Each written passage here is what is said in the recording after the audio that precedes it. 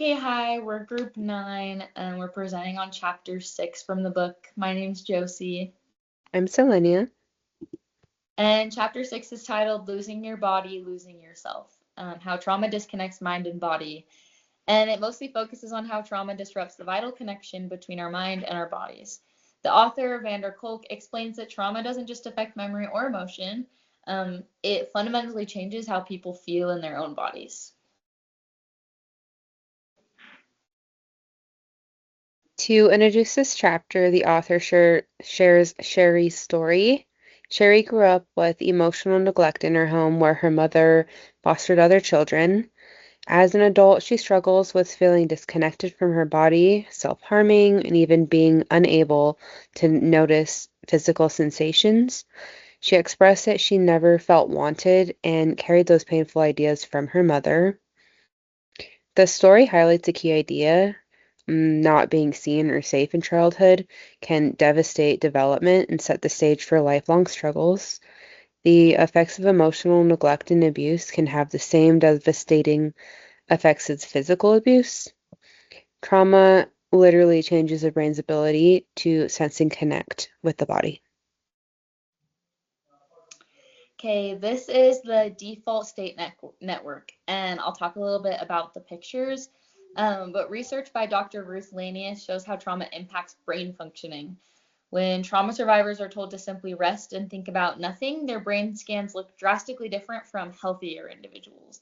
They show little to no activity in the regions tied to their self awareness, which is all these regions pinpointed in the brain scans on the slides.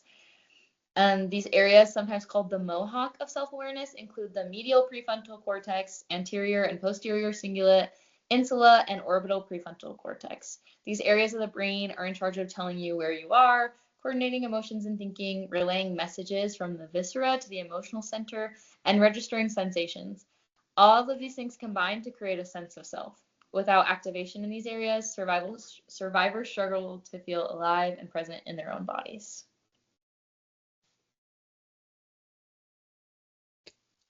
So, the self-sensing system. Our bodies constantly send signals to the brain about heartbeat, breathing, hunger, muscle tension, and more. This process is called interoception. It's like the eternal GPS, and it builds our sense of self and informs decision making. The neuroscience Antonio Damasio calls these primordial feelings, direct experiences of being alive. But in trauma survivors, the communication system often breaks down.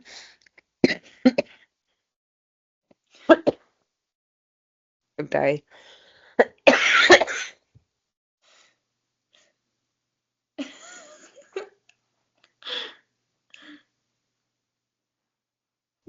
It's fine. It's fine.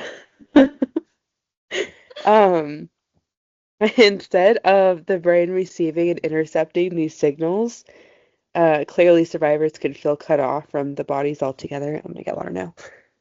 Yeah. Okay, I hope I pronounced this correctly. I looked it up a couple of times. Um, alex alexithymia. It's a Greek word for there's no words for your feelings. Many trauma patients don't recognize emotions as emotions, so they experience them as physical problems instead. In regards to alexithymia, it talks about how like trauma survivors, when they encounter their trauma, can't describe it in words. Um, for example, someone might feel like chest tightness from fear, but interpret it as like a heart problem instead of fear.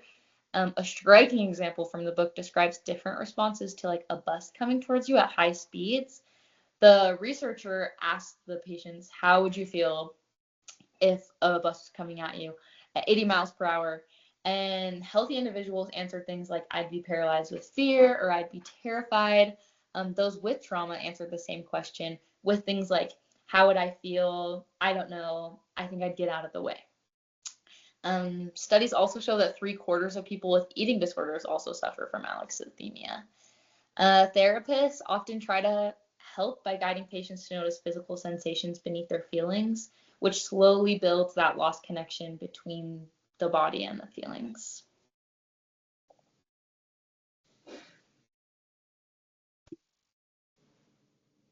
I'm back.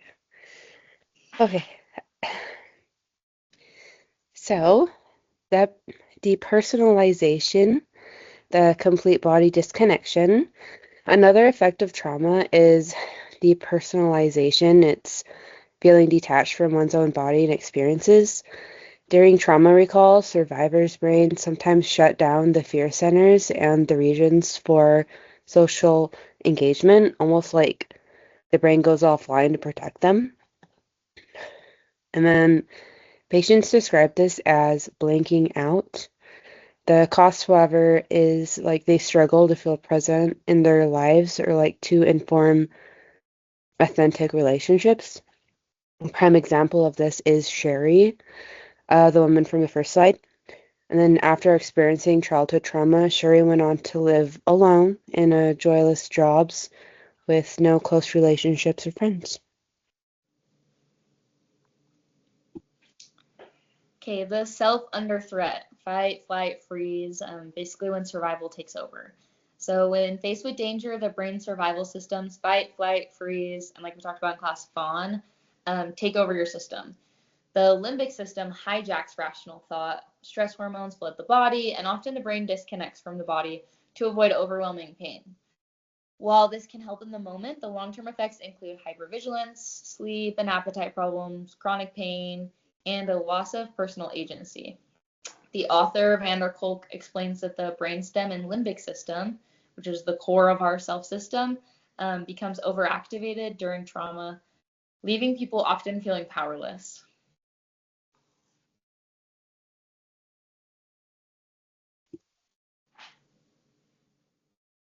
Despite the deep impact of trauma, recovery is possible. Uh, Van der Kolk emphasizes that healing requires reclaiming one's body. Agency, it's feeling in charge of your life, comes from being able to notice physical sensations without fear or judgment. Therapies that focus on the body, like safe touch, massage, yoga, movement, and breathwork, help survivors gradually reconnect with themselves.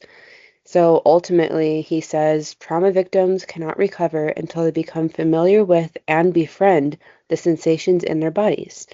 The very body that carries trauma also holds the key to healing. Okay, and here's our resource page. And then our last slide is our handout that we'll also attach on Canvas. Thank you. Thanks. Okay.